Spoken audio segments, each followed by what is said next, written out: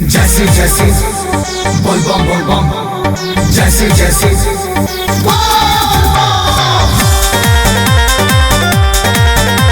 अरे बाप रे बाप, चलो लिखे चाची। चल कैसे चल? जोर से चल, गोर से चल। तनी चल औरी तेज गति से, पिछुआ तारू अपना पति से। चल चल चल कि ना तनी चल औरी तेज गति से, पिछुआ तारू अपना पति से। उठा हाँ आगे पीछे भीड़ बने, सारा लोग डांटता।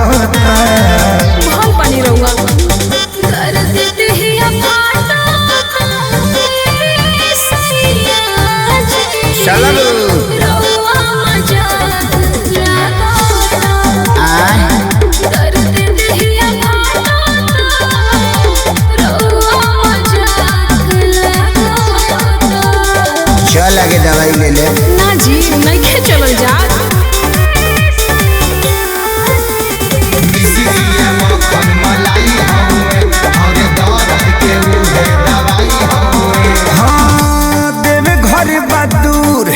देखनी खल बाबे बोर्ड पर, छने छने धनिया तू बैठी जालू रोड पर। चल दूर भाभी। लौकता अरे रउआ ए चाची विश्वास ना होला कि ऐसे नीमन बुक करती जा। अब भारत तेरा नजर से आई। ढारल जे जलवा धनिया तो चानी काटता। जियो तब न काटो दर्द देहिया फाटा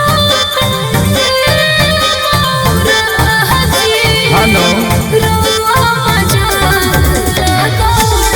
उठ दर्द देहिया फाटा रउआ मजाक लगाता। जैसे जैसे बोल बम जैसे जैसे म्यूजिक बाय आर्या शर्मा। हाँ अइले खेसारी हो दुआरी पे बम बम बोला तारे, लेके कावर देव घर आके डोला तारे। तनिको रउआ दया नइखे। अरे रउआ नाही चिंता फिकिर बाजी। अरे 2 साल पहला लागल भीड़ बाजी। हाँ कृष्णा बेदर्दी लेके जल फल बाटता। करोड़ो बाटी दर्द देहिया फाटा